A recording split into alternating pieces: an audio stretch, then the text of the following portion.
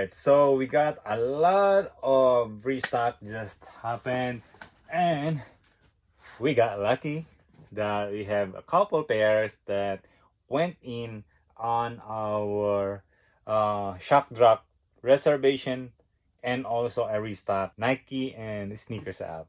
So there we go. I'm gonna share you what I got. Right here I got two pairs of this one.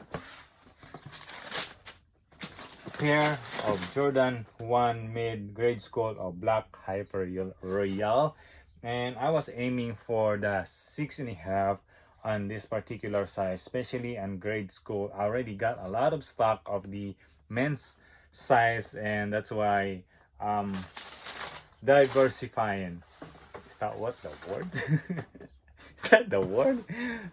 Or just putting my egg in a different basket, something like that. Colorway is not bad, right? What do you think? Are you gonna pick them up for personal? Already got me a lot of blue Jordan ones, so I'm kinda not going through on this one.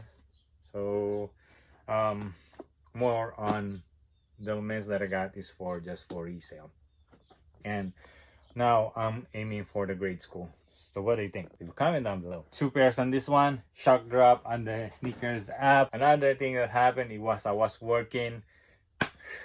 If I was at the house, I could have the chance to get more than two, because I could use my multiple accounts on sneakers app. Here we go. Anyone guess what we got here? We got one, another one. So when this shock drop happens, a lot of manual reseller scope this particular shoes, because it was sometimes when they did a shock drop, some bots or some monitor might not gonna cope up to immediately. So I got lucky that when I got the notification from the Twitter, luckily two account once. So I aim for not my size. Okay, I did not went for my size because I thought if I was gonna go on my size, I'm gonna put it on my foot again. So alright, so aiming for size 13, size 12, Air Jordan 6 Carmine. Looks like this one is clean.